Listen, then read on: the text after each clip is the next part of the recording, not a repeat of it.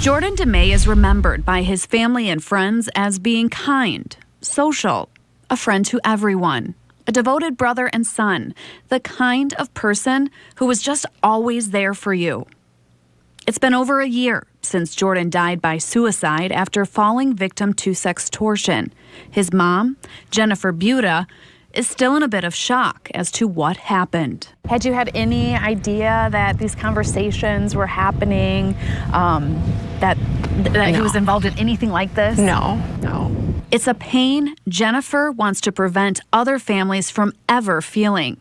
Jordan's story has changed the conversation around social media, but her work is just beginning. Right now, social media companies have no liability for anything that happens on their platforms. There's no safety, security features in place for minors. And after what happened to Jordan, Jennifer is adamant about changing that.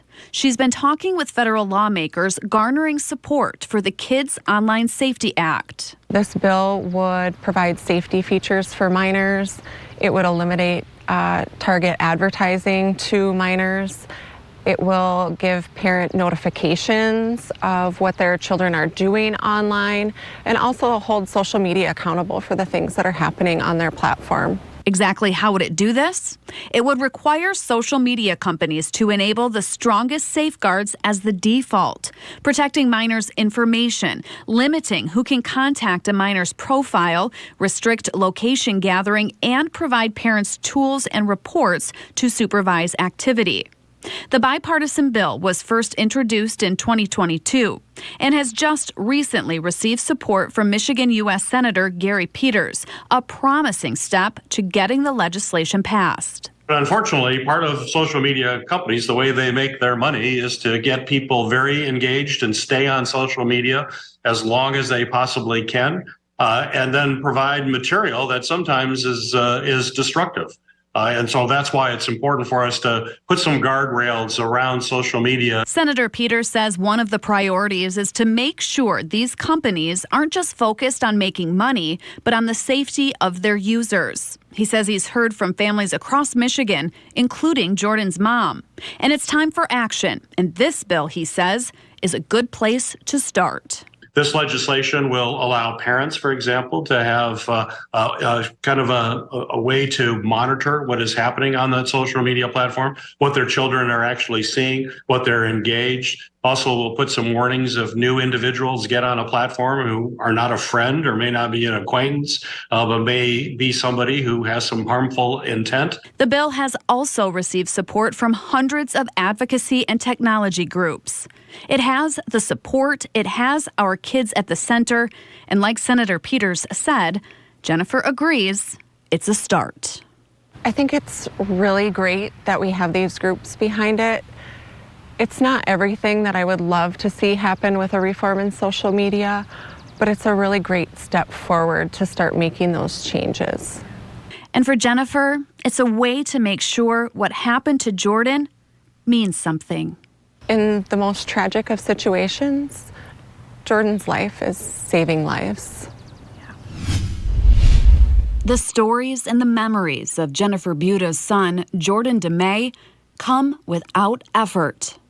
Walking along the football field where he spent so much time, Jennifer smiles, talking about senior photos, track meets, and who he was as a person and as her son.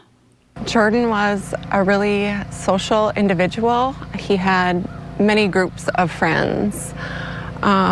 He was kind to everyone. He would be the kid who came into the room and flashed a smile or was dancing to the music, goofing off in the locker room. But he was also really close to his families and had a deep love for his sisters. We were very close. Yeah. Very close. Yeah. Jennifer recalls traveling for sports together, listening to music, shopping, goofing off, just having conversations in the kitchen, at night before bed, doing the simple things together like aligning their schedules. It's those quiet moments, the ones you don't realize are so precious, she seems to miss the most. I wish he were here today to celebrate his birthday and we could go to the beach like he would want to. I miss him. every single day. It's been over a year since Jordan died by suicide. She says life since that day has been overwhelming, emotional, nearly too much to comprehend. A year ago, I said I would live life for Jordan, and we have to make something meaningful come of this horrible situation. And if we can save one life, then what happened to him means something. She may never be able to quantify the lives Jordan's story saves. But the way the conversation has changed around sextortion, suicide, and social media, it's impossible to not feel the impact. And it solidifies the decision to be upfront and forward about what happened to Jordan. Why? Why did you decide to just come forward with it rather than stay quiet? If it could happen to Jordan, it could happen to anyone. I wanted to prevent any other child from being victimized and put that out there. As parents, if we didn't know about sextortion, we were certain that other parents didn't know about it either. And it was time to sit down and have a conversation. And those conversations are happening here in the Upper Peninsula and across the country. Jennifer has heard from parents as far away as Georgia. She's felt pride knowing that parents are sitting down and engaging with their kids in new ways because of Jordan.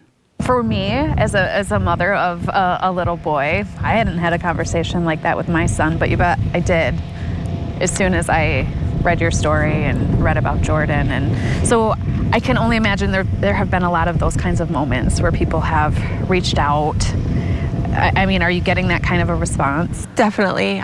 We get messages all the time from parents. It definitely sparked conversations that parents would not have had with their children.